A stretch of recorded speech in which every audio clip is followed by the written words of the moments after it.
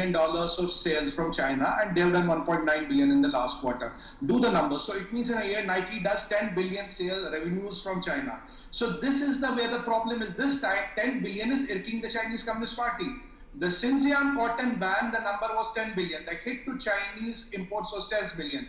So China is trying to hit you with an American brand by another 10 billion. So you hit me 10 billion on the cotton, I hit you with an American brand, which makes you by 10 billion in their revenue. So that is how the 10 billion compounds 10 billion.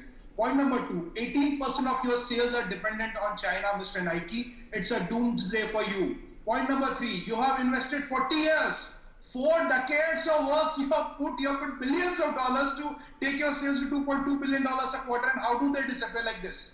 You open your mouth, you utter a statement, you are gone, vanished. 40 years of work is gone, 40 years of commitment is gone, and you're talking about the right and legitimate cause.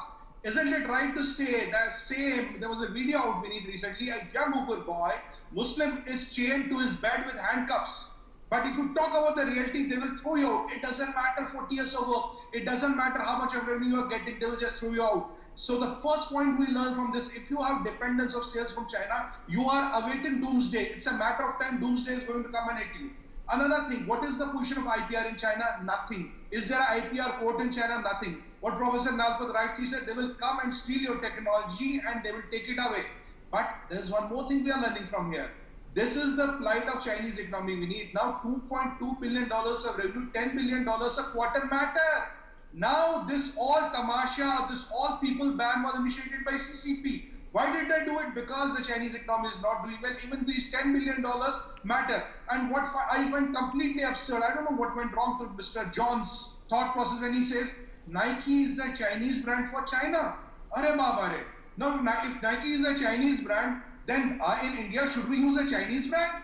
I thought Nike was an American brand. So are you telling the whole world Nike is a Chinese brand? Are you telling your fellow Americans Nike is a Chinese brand? So what kind of absurdity is this? You might have business interests or compulsions, but you made American brand a Chinese brand. What are going to be the implications across the world?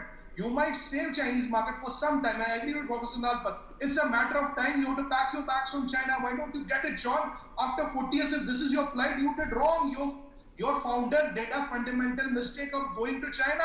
And this is what other businessmen should learn. If this can happen to an American brand just doing $10 billion in such a big Chinese economy, so-called, then what is your plight? Do you still want to set up a plant in China? Do you still want to go to China? Do you still want to have your supply chain dependence from China? Learn from Nike. Nike is the global case study where all entrepreneurs, all businessmen should learn. And forget we need importing anything from China. If you want to save us, right, but, no point going to China. But Professor Nalapat, does this also expose us or make us realize about the stark reality which exists in the world today?